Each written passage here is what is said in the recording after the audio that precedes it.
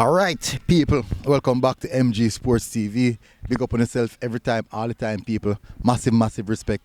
So, the Nations League campaign would have completed, but we want to just address the two games that we played in the final stages of the Nation League, which is the quarterfinals versus USA and the third place playoff. Now, the reason why I want to put in context, put those two games in context is those two games would have taught us, even if we go as far back as the two games then versus Canada. So even if we contextualize the four games then, I think the same lessons would have been passed on over those four games. Now, let's start off by even the first matchup. That the game that we played versus Canada, the first game we played versus Canada, we technically had a full complement in that game. I think it was a full complement in that game. We lost that game. If you guys have good memory, we lost that game. We lost that game 2-1, the game that we played in Jamaica. Then now, we played against Canada in Canada. We're back against the wall, turn the tides around, win the game, qualify for advance to the quarterfinals. Now, in the quarterfinals, we played against USA. In a 90-minute game, if all things went well, I would say that we would have won the game. But that's not really how football is. The game ended up played for 120 minutes. USA take the victory. Fine, no problem. Now for the third place playoff, we played against Panama. That was interesting. We won that game 1-0.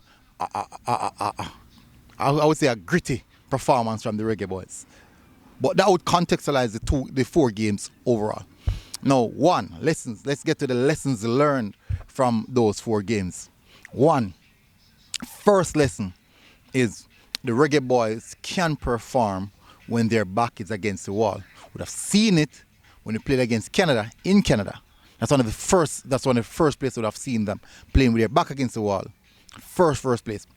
Second, the USA game, despite the issues that we have, the off the field issues with the Leon Bailey interview, on the field issues where the absentee of so much players, despite all that issues, we still went there and gave the USA team a run for their money. We gave them a good run. And as I said, all being well, definitely. So when we're back against the wall, we can definitely fight. And then now we turn up in the finals against a Panama team that we haven't defeated in a long time, get the job done.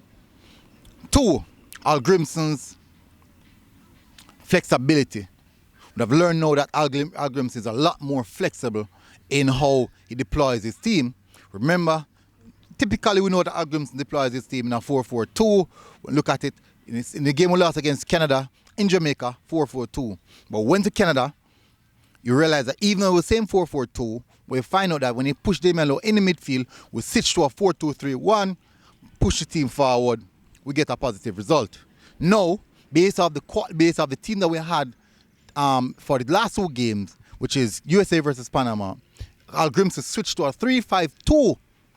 Switch to a 3-5-2, sometimes 3-5-3, 3-4-3, my apologies, for the two games. Now, is this something that we haven't seen before? We have never seen that one before. And we're like, whoa, this is new. This is really, really new. But it looks good. It worked. It really, really, really worked. So that's the second aspect of what we would have learned from that, from lesson that we would have learned from it. Three, we can definitely put in solid performance even if some of our best players aren't available, or the players in the squad are confident enough to go out there and get the job done. And Al Grimson gives his players the confidence to do so. And one thing when I realized in an interview, that one of the pre-match press conference, Al Grimson said that he don't want to hear any questions surrounding players who are not in the camp.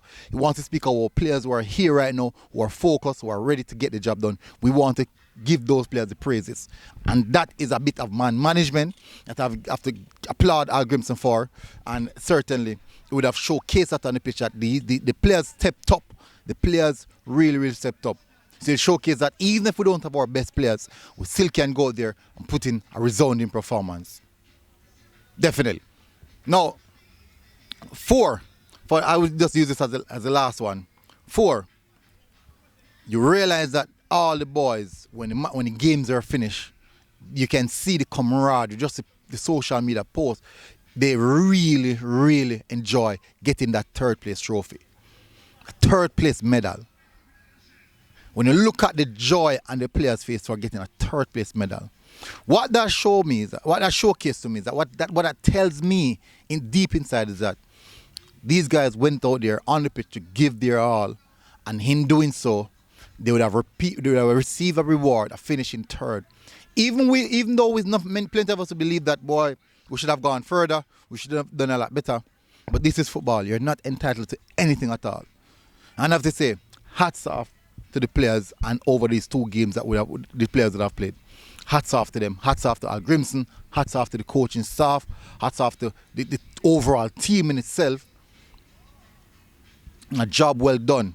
And definitely for me as fans, and you know, 5 I will put one night. 5, or it teach me as well, is plenty of the fans are too easy to overreact. Because when the squad came out, automatically we're not good enough, we won't do anything. Automatically, from the squad come out, automatically done this.